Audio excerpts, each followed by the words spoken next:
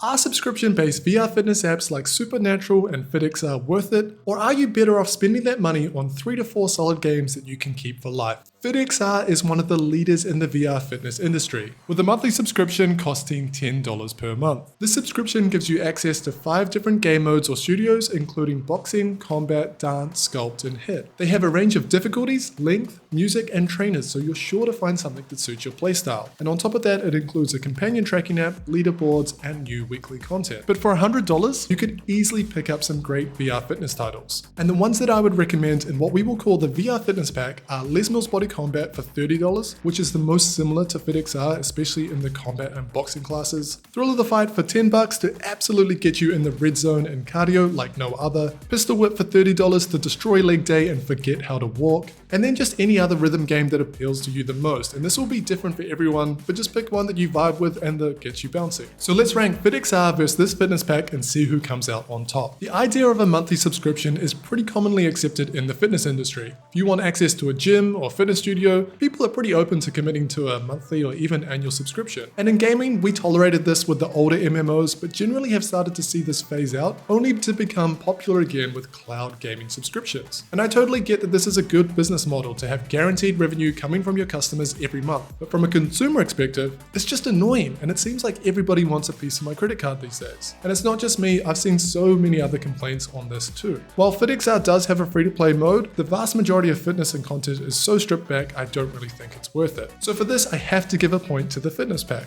Now, one of the benefits of having a subscription to a VR fitness games like FItXR is that they are led by qualified trainers. Unlike the vast majority of VR games encroaching on the fitness space, their instructors are highly experienced and have knowledge about a variety of exercises, which allows them to give somewhat authentic advice and tailor each session to the fitness level you've chosen. Also, because they have so many trainers, you can really get a feel to which one you prefer the most. And in this regard, I think they are the clear winners. Or at least that was the case until Les Mills Body Combat came along, with 2 Kiwi trainers that I personally love working out with. They literally make me laugh out loud, but I can see if you don't like them, then you're just kind of stuck with them. So for this, I'll give a point to FItXR. In addition to qualified trainers, they also claim to have a steady stream of new content, which is released weekly. And this is good. The release intervals of Les Mills Body Combat is far less frequent, and playing some of the tracks over and over can get stale after a while. But the VR rhythm games like Ragnarok and Beat Saber have a slightly different strategy for this. Not only do they release official music packs for a price, but they also leverage user-generated content through custom songs or mods. And if the community is big enough, this essentially gives you an unlimited amount of new content for free. So one more point to the VR fitness pack. In terms of fitness intensity, FItXR does really shine here, especially in the classes like hit and sculpt, where you might just straight up be doing lunges or squats for a minute. Not exactly the most fun, but oh my god, it works and it definitely burns. But on the other hand, nothing gets me sweating quite as hard as Thrill of the Fight, and Pistol Work gives static lunges and squats a run for their money in terms of leg training. Overall, it's probably about a tie here, and I think this is the main problem.